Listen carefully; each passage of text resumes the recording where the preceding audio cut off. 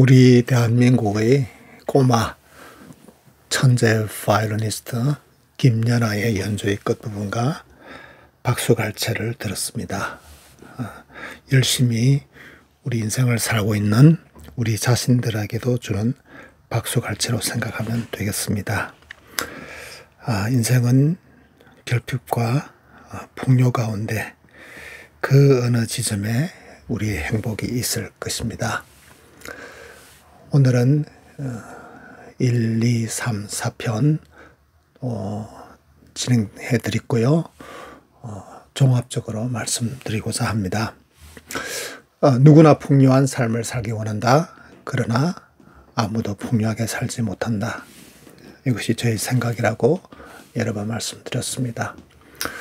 우리 모두가 추구하는 풍요로운 삶은 물질, 정신, 정서 그리고 관계가 있습니다.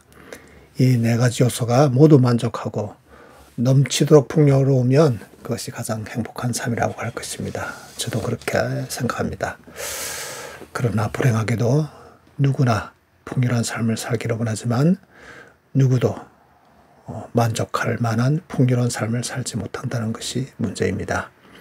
그러면 우리는 영원히 풍요롭지 못해서 불행한 삶을 살게 되나요?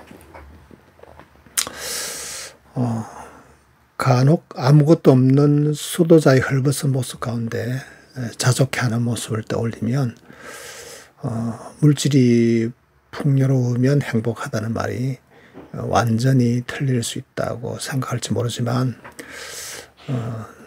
저는 인간 내면의 깊은 풍부함을 지향하는 또 다른 극단적인 하나의 모습이라고 생각합니다. 극단적인 물질의 결핍을 자신이 만들어 놓은 정신적 극단적인 축으로 자기만의 풍요로움을 이루고자 하는 것이 수도자의 길이 아닌가 생각합니다. 우리는 현대의 자본주의 사회에서 살고 있고 그 사회의 물길 속에 살아갈 수밖에 없습니다. 물질 결핍은 여러 가지로 불편하게 하고 불편할 뿐만 아니라 심하면 사람의 인격적인 손상까지 일으키는 작지 않은 문제입니다. 사실 더 큰 문제는 우리가 이에 집착한다는 것과 너무 많은 인생의 시간을 이를 위해서 허비한다는 말이 적합할 것 같습니다. 고 정지용 회장께서 한국의 최고의 부자가 되었을 때 더 원하는 것이 무엇이냐는 질문에 좀 더 돈이 더 있었으면 좋겠네 라고 대답하신 것은 물질의 풍요는 끝이 없다는 것입니다. 정신적 결핍은 우리를 늘 어깨가 처져 있게 합니다. 자기보다 더 잘나 보이는 사람 앞에서 기가 죽어서 자신이 얼마나 존엄한 존재인지도 잊어버리게 합니다.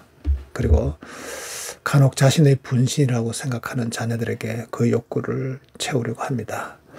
제 지인 가운데 부족할 것이 없는 사회적인 위치, 좋은 가정의 두 자녀를 둔 가장인데 자녀에게 욕구를 전가하여 집안이 풍비박산되는 것을 지켜보았습니다. 여러 번 저와 상담도 하고 했지만 결국 자신이 돌이키지 못하는 것을 제가 대신해 줄 수는 없었습니다.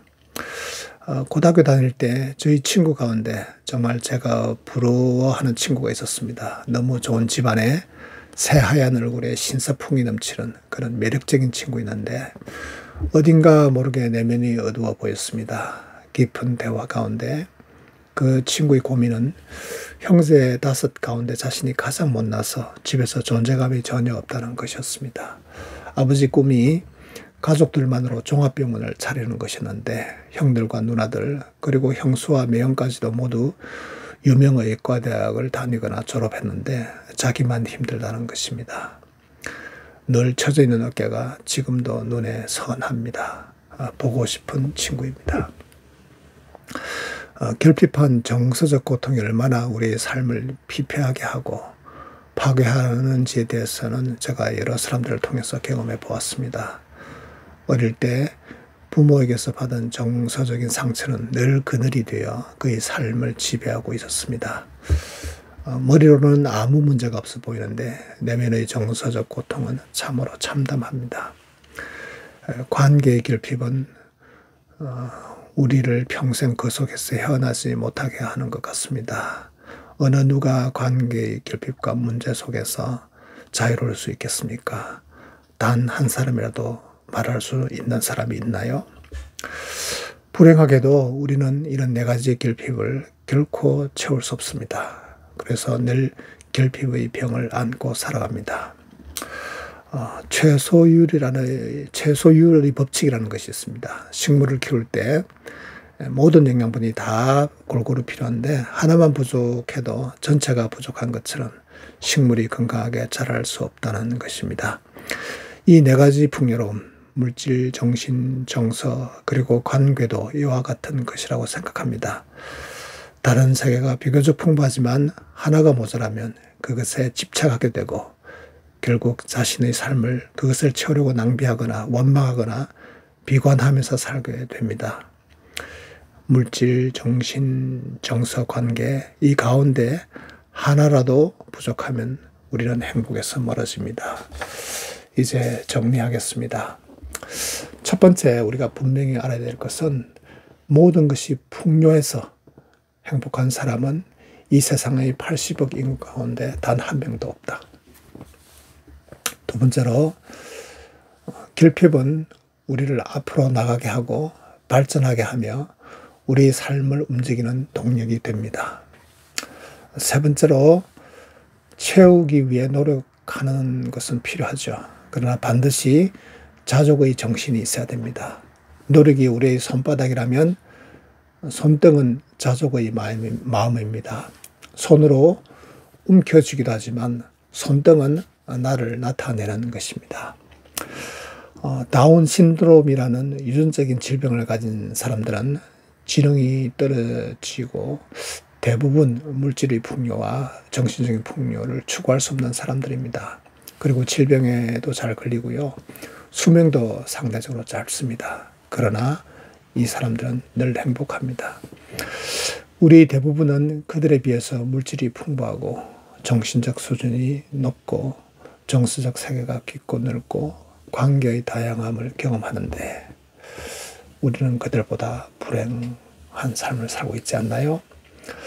인생은 유한하고 그 시간은 너무 짧습니다. 이것이 우리가 행복할 수 있는 이유라고 한다면 여러분 역설적으로 들리나요? 우리가 천년을 산다면 이 모든 것을 풍요롭게 해서 행복하게 살 수 있는 기회가 더 많아질까요? 그렇지 않습니다. 아마 그 착각으로 그 긴 세월을 채우기에만 집착하는 어리석음으로 전체 인생을 허비할 것입니다. 짧은 인생이기에 더 소중하고 귀합니다. 그래서 우리는 겸손할 수 있고 나보다 남을 낮게 여길 수 있고 따뜻한 마음으로 사람들을 대할 수 있습니다. 우리 인생이라는 정원을 잘 가꾸면 어느 것 하나 좀 부족해도 모든 것이 조금씩 부족해 보여도 행복할 수 있습니다. 행복은 외부에서 오는 것이 아니라 나의 마음입니다.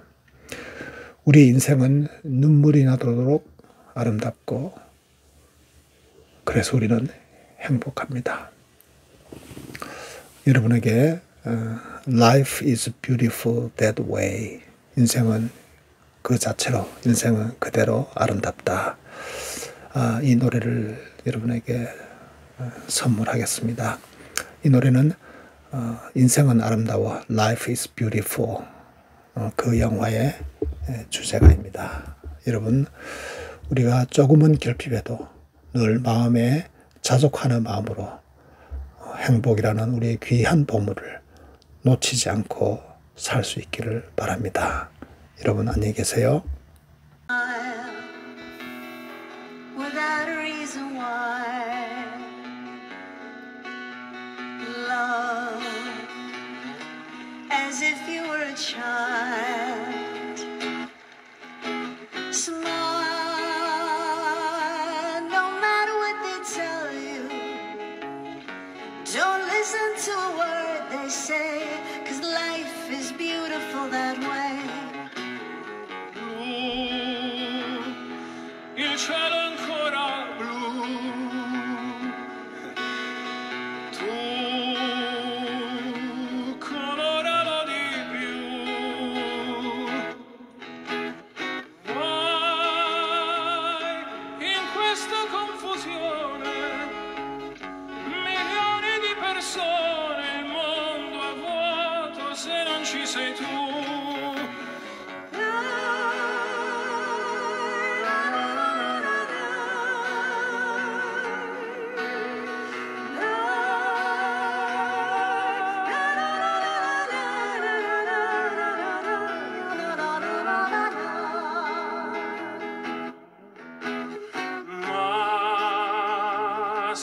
nasconde anche il dolore nel dolcissimo rumore della vita intorno a te.